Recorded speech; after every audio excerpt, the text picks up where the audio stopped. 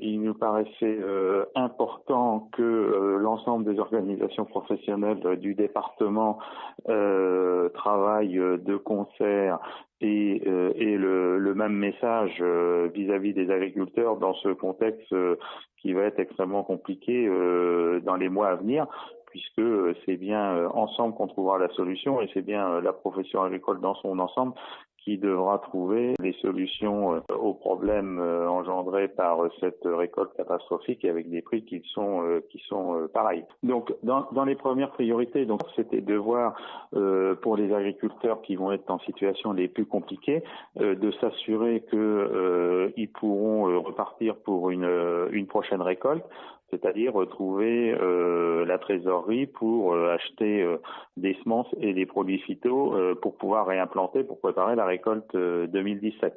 Donc ça, c'est le travail des organismes bancaires, Crédit Agricole et des organismes économiques, puisque c'est les deux qui sont concernés par ce sujet. Donc ça, c'est l'urgence du mois, des semaines à venir. Alors après, sur comment restructurer la dette, comment travailler pour avoir des résultats, pour pouvoir avaler ces résultats 2016 catastrophiques. Donc il va y avoir plusieurs niveaux. Donc et le premier, c'est ce que a été négocié avec le Conseil régional, c'est un financement pour pouvoir que les agriculteurs puissent avoir accès à du conseil, alors aussi bien chambre d'agriculture que centre de gestion que organismes économiques, disons tout type de conseil, qui puissent avoir du conseil gratuitement pour voir comment, quel plan d'action on met en place pour pérenniser le devenir de son exploitation. Donc ça, c'est ce qui va se mettre en place aussi dans les semaines à venir. C'est ce qui sera courant automne, puisqu'on pourra intervenir dans les exploitations au courant de l'automne, dans les mois qui viennent, pour voir qu'est-ce qu'il faut mettre en place. Après, il y a tout un tas de dispositifs qui sont en train d'être négociés. Donc c'est le dégrèvement de taxes foncières, où là, il pourra être fortement assoupli par rapport à tout ce qui a été fait jusque-là.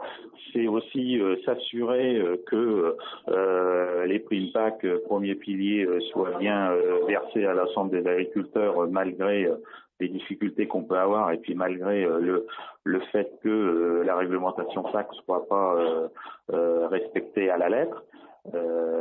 Ça fait aussi partie des sujets qu'on travaille aujourd'hui. Chacun dans son réseau organise des groupes d'échange. Alors on les appelle comme on veut. C'est de pouvoir parler entre agriculteurs. On a aujourd'hui, on sait que tout le monde est concerné, tous les agriculteurs sont concernés. Donc ça permet de pas mettre en avant certains agriculteurs par rapport à d'autres.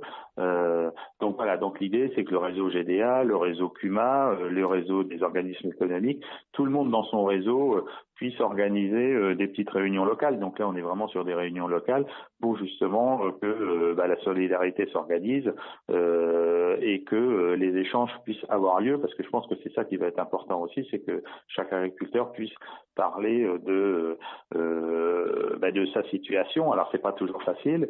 Nous, Chambre d'agriculture, on va prendre en prestation quelqu'un qui fera de l'écoute par rapport à ça, donc en plus du nouveau vert de la MSA, mais nous on va embaucher quelqu'un qui, avec un numéro de téléphone qu'on pourra donner dans les jours qui viennent, pour justement aider ces agriculteurs à parler, avoir cette première partie d'écoute et puis de vider son sac, parce que c'est aussi ce qui va être important dans un premier temps.